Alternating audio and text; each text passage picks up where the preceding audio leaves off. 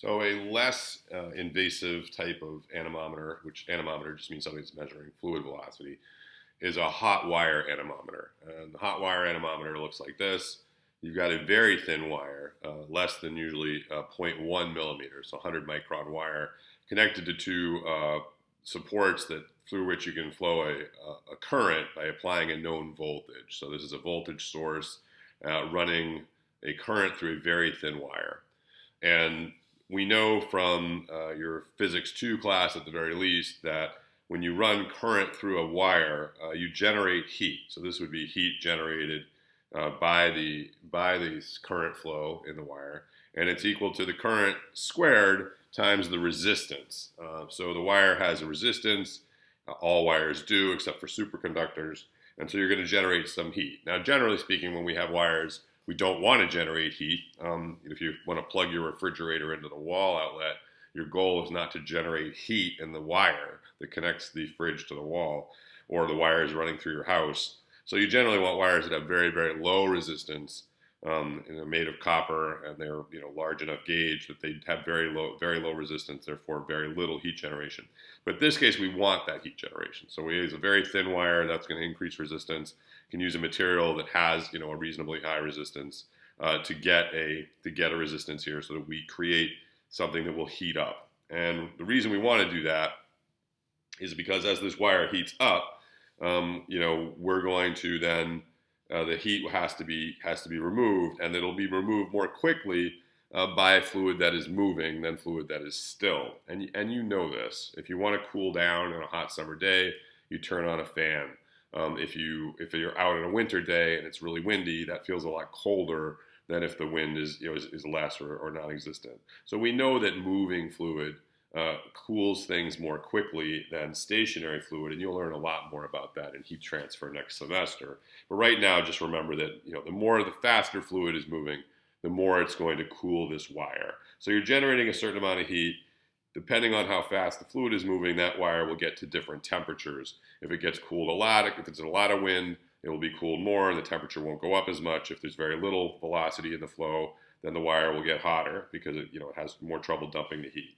R, it turns out, is a function of temperature. This is a general relationship that's true for many materials, general formula. If you take some base resistance, the resistance depends on the change in temperature from some base. This can be negative, so the resistance actually goes down in many cases as you increase temperature. But nonetheless, this is the basic formula that applies to many materials. We know, again, from our study of electronics that the voltage is equal to the current times the resistance.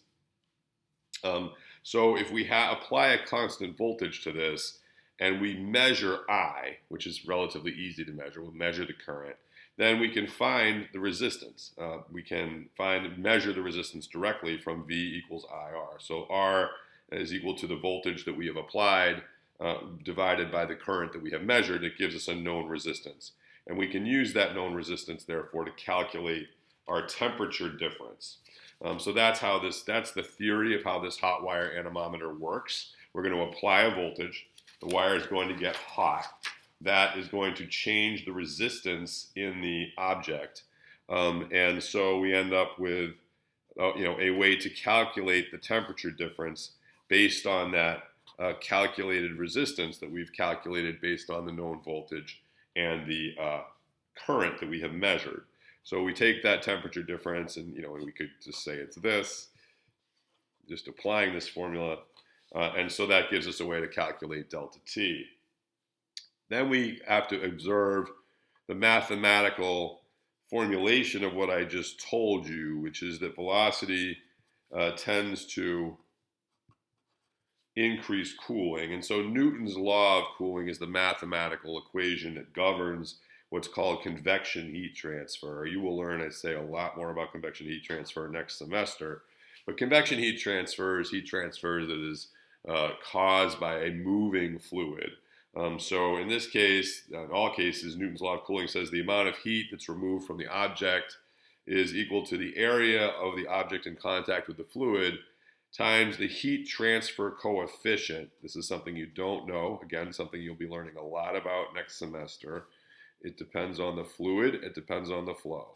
So heat transfer coefficient is H, and then delta T is your temperature difference, which we just agreed we could measure. So H is a function of velocity, and we know that. That's what we've been talking about. So we know that H will change. In this case, H will get bigger. There'll be more heat transfer off the object. If there's a higher velocity, faster wind causes more cooling. So we can, use all that and rewrite all this to say this formula. We could do that, and that would allow us to calculate. We know that the heating is I squared R, has to be removed from the object. So at steady state, this is going to be true. The wire is going to go to a temperature such that this is true.